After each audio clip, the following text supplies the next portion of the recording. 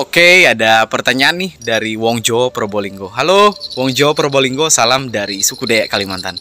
Bang mau tanya, bagaimana perasaan jika ada orang Islam pas lagi sholat di tempat suku Dayak? Oke, saya akan jelasin. Jadi perasaan saya atau teman-teman saya biasa saja. Maksudnya biasa itu karena udah terbiasa dengan saling menghargai, toleransi di sana, hidup berdampingan meskipun berbeda suku atau agama, itu hal biasa. Jadi buat teman-teman aman, tidak ada yang mengganggu, tidak ada yang saling mengganggu. Pokoknya di Kalimantan kami itu saling menghargai meskipun ada perbedaan. Jadi yang nanyain tempat sholat itu bisa di rumah atau musola atau masjid, jadi aman. Jadi udah jelas ya. Terima kasih. Salam budaya, salam lestari, Indonesia kaya.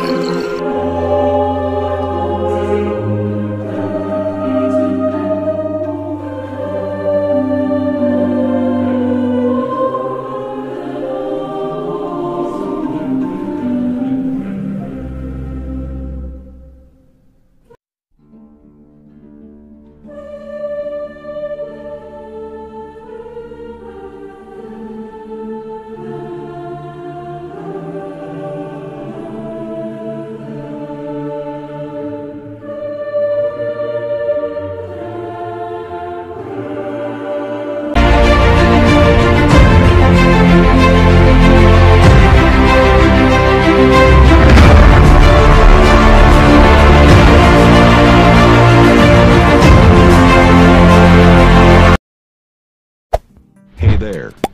Subscribe to my channel. And also press this bell icon. Ada 80 lebih gereja, kenapa masih di sini tempat gereja? Saya tidak menghalang Anda, tidak. Saya tidak setuju karena Anda tidak ada izin di sini. Kami sebagai tokoh masyarakat tidak ada izin. Bukan RT yang izinkan. Kami sudah menghadap Pak Haji Wahab 2 hari. Kemarin terakhir bersama pendeta di sini. Ketemu Pak Kesbang. Jadi dibolehkan.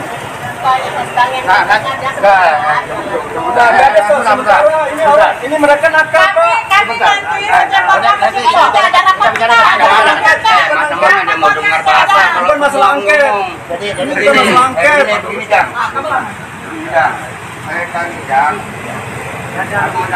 Apa orang formalitas sementara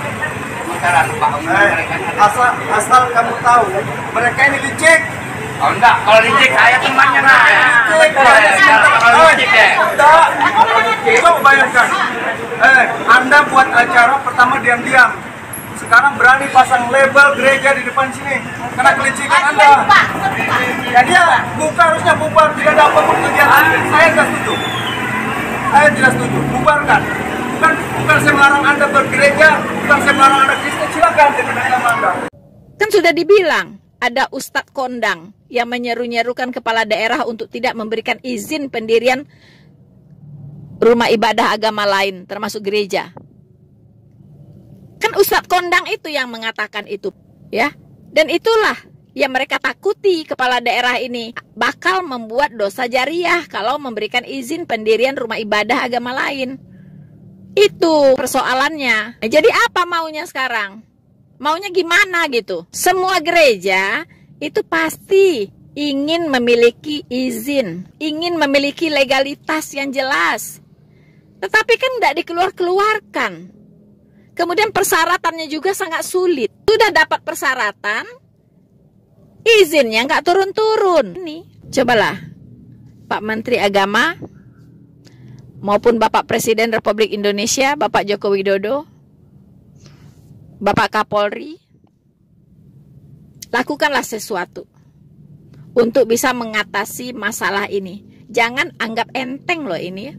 Jangan anggap enteng. Ingat Pak, sebuah gedung bisa hangus terbakar, tinggal puing-puing, itu berasal dari api yang sangat kecil. Ya, api yang sangat kecil. Ini bukan api kecil lagi gitu, tapi masih dibiarkan. Apa mau menunggu Indonesia ini terbakar hangus, tinggal puing-puing? Ayolah, para pemimpin, terapkanlah keadilan di negeri ini. Anda bertanggung jawab untuk menjaga konstitusi negara ini. Pertama, Presiden Republik Indonesia berkewajiban ya untuk menjaga konstitusi negara Republik Indonesia. Ya, berkewajiban, punya tanggung jawab besar untuk menjaga konstitusi negara Republik Indonesia. Kalau SKB 2 Menteri itu diberlakukan, SKB 2 Menteri itu sudah melanggar konstitusi sebenarnya. Mengapa? Karena Undang-Undang Dasar 1945 sebagai konstitusi tertinggi di negara ini menjamin kebebasan setiap warga negara untuk memeluk agama dan kepercayaannya masing-masing dan beribadah sesuai dengan kepercayaannya tersebut. Negara menjamin, lalu muncul SKB 2 Menteri. Ini kan berbenturan dengan Undang-Undang Dasar 1945 pasal 29. Berbenturan. Begitu. Yang namanya negara menjamin, mau 1 orang, 2 orang pun perlu rumah ibadah, itu harus diizinkan. Begitu. Misalnya di satu desa, cuman ada 5 orang Kristen di sana, itu wajib diberikan izin kalau mereka ingin mendirikan gereja, walaupun 5 orang. Itu namanya menjamin, Pak. Itu namanya menjamin. Ini menjamin apa begitu? Menjamin, tapi SKB 2 Menteri diterbitkan, tidak mau dicabut. Itu apa namanya? 2 ketentuan yang saling bertabrakan. Dan Pak Presiden sendiri kan sudah mengatakan bahwa kesepakatan maupun peraturan-peraturan daerah atau apapun itu tidak boleh melangkahi konstitusi negara. Karena konstitusi negara itu, Undang-Undang Dasar 1945 itu adalah konstitusi tertinggi di negara ini. Nah, semua peraturan-peraturan yang ada di bawahnya itu harus mengacu kepada Undang-Undang Dasar 1945. Begitu. Kalau yang tidak sesuai, tidak seiring, tidak senafas dengan Undang-Undang Dasar 1945, itu tidak boleh diberlakukan, harus dicabut, harus dihapus. Jadi, dicabutnya SKB 2 Menteri ini 1 step. Sudah selesai persoalan. 1 step sudah selesai.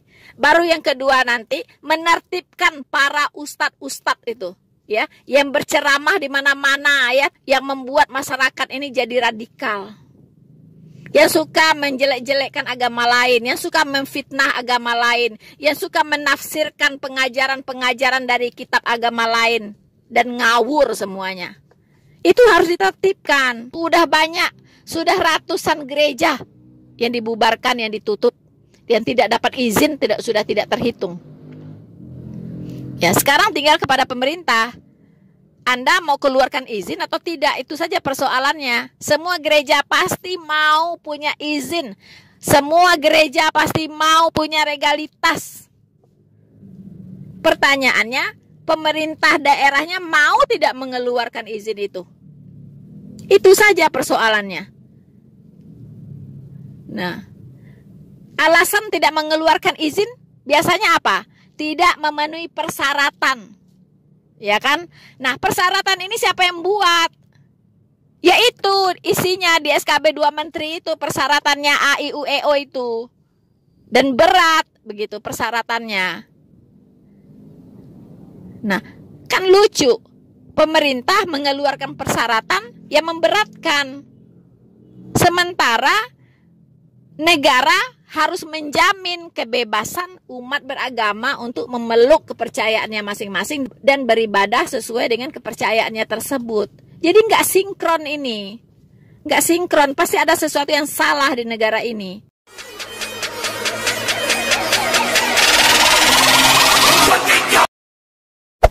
Hey there.